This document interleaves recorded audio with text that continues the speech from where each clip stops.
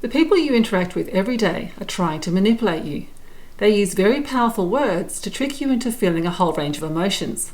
Their objective is to persuade you into thinking and behaving in a certain way. To protect yourself from these tactics, you need to know how to recognize emotional words. If you don't, you can easily be the victim of media and political manipulators. Advertisers and politicians know how to use words that provoke black and white thinking, such as good versus evil, beautiful versus ugly, innocent versus corrupt, and much, much more. This bipolar thinking can make you feel horrified, igniting fear in you and keeping you feeling afraid, helping make sure you are caught firmly in their trap. This is what gives marketers and politicians their ultimate power. Through using emotive words, they have the ability to make you see events or issues as more or less outrageous, vivid, and exciting than their reality. This is why you need to know how to recognize emotive language and how it is used to control how you see things and how you behave. Indeed, us humans have been using emotional words for all of human history. From the first recorded writing over 3,000 years ago, language that makes us feel a certain way has governed how we live and has helped some people gain and maintain their power. Think Greek and Roman history, but also ancient China and the Middle East. There were ordinary people who knew how to use emotive words to arouse strong, irresistible feelings within their people, sometimes swaying the majority of a population to support their cause, whether for good or evil. Some great examples are Julius Caesar, Alexander the Great, and Attila the Hun. What these superb orators knew was that if they wanted to influence the beliefs and behaviours of their subjects, their first and foremost goal was to make people feel positive and negative emotions while they are speaking. These leaders understood that words that don't evoke emotion will not convince anyone into supporting their cause, and if they fail to arouse these powerful emotions, they will lose their seat of power. Indeed, Adolf Hitler, the German politician and leader of the Nazi Party in the mid-20th century, proudly declared that his goal was to use emotion and not reason to persuade his audience.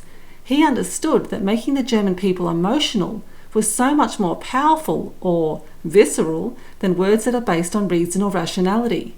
Imagine Hitler convincing the entire German people to invade neighbouring countries so they can help improve Germany's overall financial position. It is far more powerful to say, "Let's take back our territory and make Germany great again." Modern writers and political leaders also know this. Although they may not behave like Hitler, they still use emotion to control you. They know that when broadcasting news and preparing political speeches, the way they use language will have a very different effect on your beliefs and ultimately your behaviour. For example, when a political leader refers to a situation as ethnic cleansing rather than as genocide, ethnic cleansing makes it appear that the country is being cleaned rather than what is really happening. People are killing each other. Clever political leaders know that their choice of words will shape how you feel about the event. Ethnic cleansing clouds the issue, making us think, no big deal, the country is being cleaned. Whereas the word genocide ignites strong emotions and displeasure, we think, holy schmoly, the people are killing each other. This is the effect politicians and others desire when they use emotive language. They want to evoke emotive power. They use words that express strong feelings but don't encourage you to think about the underlying issues that they are glossing over. Nothing is going on here, just go about your day, thank you very much. For example, when a political leader says that a group are extremists, their use of a word that is associated with other negative events, such as terrorism and genocide, activates the fear centre of our brain and makes it incredibly difficult for us to think rationally. We think, oh no, extremists will bomb our communities and cause people to begin killing each other. We better vote for this political leader to keep us safe. Politicians and others who desire power know that when they select words or pictures, they will have the greatest chance of success when they use loaded language, a highly emotive language that evokes strong emotions such as fear and hope. One anti-abortion activist declared, "Just put the words baby and kill together and the people will be provoked to anger, rallying them to her cause." Another problem with misusing language is it breeds a distrust of leaders and in the world around us, especially our politicians. We grow apathetic and will only respond to those who use loaded language. Notice the increasing use of the word terrorist on the news? In our growing despondency, it is only highly emotive words that have the power to shake us and get our attention. Finally, by tapping into our emotions, The speaker suppresses evidence through not providing enough information or details for us to come to an informed position on the issue or event. We are so distracted by our emotions that we fail to see how the speaker has chosen certain information or facts over others and selectively arranged, limited, or organised the facts to influence our views, behaviour, and feelings. They have us like putty in their hands, and the worst thing about it is these tactics lead us to conforming to what they want and not making judgments based on our own reasoning ability. This is terrible. Emotional, I know, but it really is. When we are not using the reasoning part of our brain, we are far more likely to make emotional-driven choices rather than choices based on our own reasoning ability. To protect ourselves from emotional manipulation, we need to ask 3 questions. Firstly, what emotions do the words make me feel? Secondly, how are the words making me think about the issue?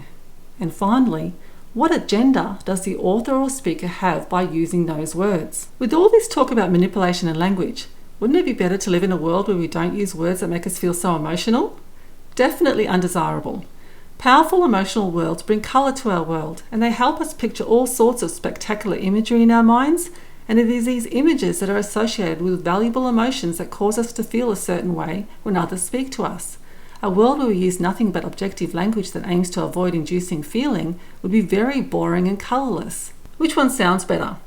You're a dashing beauty that will knock 'em dead. Or, you look nice in that dress. If we use emotive language in our everyday lives and it is unavoidable, why analyse its use? The reason is that emotive language is often used to conceal the truth, to mislead, confuse, or deceive us. Like euphemisms, which I'll cover in my next video, emotive language is also used to control our thoughts and behaviour. The worst thing about not having awareness of how others use emotive language is not being aware of how that language is controlling our perception of reality.